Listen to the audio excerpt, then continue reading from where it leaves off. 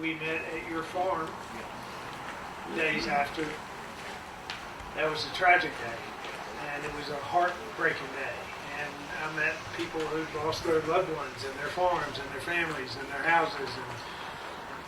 And it was tough to find hope in the middle of that day, but as you articulated, hope was found. And the Lord has been gracious to this community through its struggle, and that's what He does. And we're here on a redemptive day, because this is a day to celebrate. And I was listening, as you prayed, listening to cars and motorcycle and whatever else riding across that bridge, thinking that's a sweet sound. And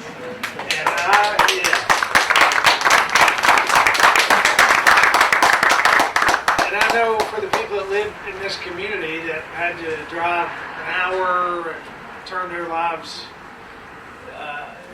major inconveniences in their lives because of the loss of this bridge. We knew that, and you're going to hear from members of the General Assembly who advocated for this community like you would not believe. These three in particular, they had my phone number, and we talked a lot, and we understood that the status quo strategy of government process was not what was needed in this community. Like something different had to happen. Now we have a lot of folks here from TDOT, a lot of local guys in this district, and I think back to the days following the storm and how those TDOT workers went to work immediately the day after. And this right here is a perfect example of their dedication and their work. And not just TDOT, but I gotta give them thanks because they're our team, and they understood the task at hand, and they stepped up to that task. And because of that, we have this bridge here open early. I'm proud of this community. We did a lot, they did a lot, but the people that lived here, starting from that first day when I saw this community come together and love on one another, first of all, and then put their love into action with their hands and serve one another and be a part of that whole redemptive story that has unfolded in East Tennessee in a way that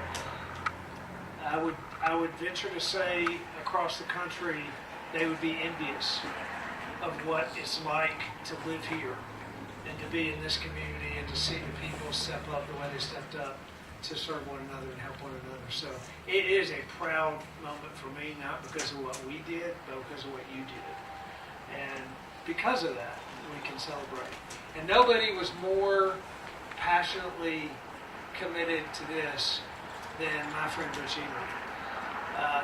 This man, I've known him a long time, and he's been the best COO of the state, the best F&A commissioner of the state, the best TDOT commissioner of the state. If you didn't know, Butch Ely's kind of done everything at the state since we came into office, and he's been a right-hand man for me, and he's been right beside my office, right in my office, right on the phone with me every step of the way. And it has been and to see his passion for this area and for this community and for the interstate and the bridges and the highways and the small roads and his ability to connect TDOT with local road officials and make it happen when it had to be happen.